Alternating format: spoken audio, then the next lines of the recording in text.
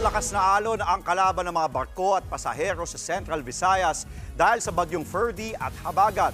Kaya naman, kinansela na ang ibang biyahe para iwas disgrasya. Nasa frontline ng balitang yan, si John Aroa.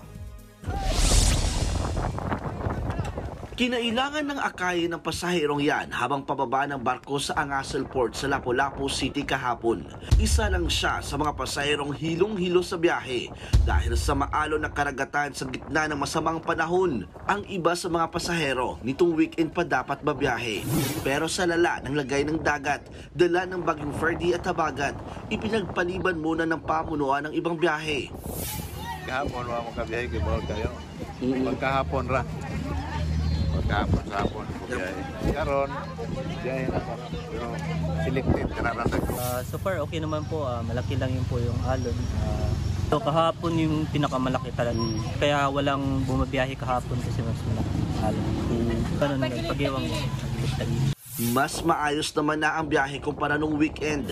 Nitong Sabado kasi daan-daang pasahero ang na-stranded sa Pantalan. Sa sobrang lakas kasi ng alon, dala ng masungit na panahon, sinuspindi ang lahat ng biyahe. Pero pinayagan din agad bumiyahe ang malalaking barko nang bahagyang umayos ang panahon kinahaponan.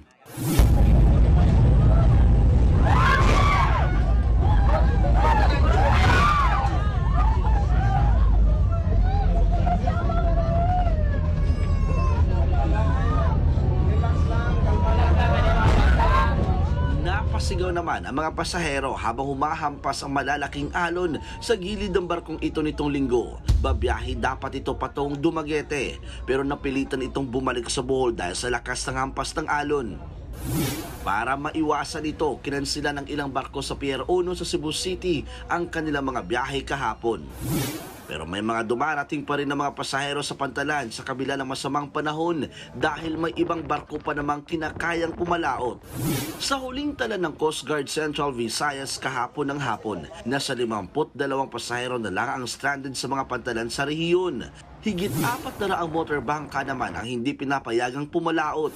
Suspendido rin ang biyahe ng 16 na vessel at 6 na rolling cargos para makaiwas sa pinsala. Nagbabalita mula sa frontline, John Aroa, News 5. Mga kapatid, Jess De Los Santos po, huwag magpauli sa mga umaaksyong balita at napapanahong issue sa bansa. Para sa mas malawak na balitaan, mag-subscribe at mag-follow sa social media pages ng News 5.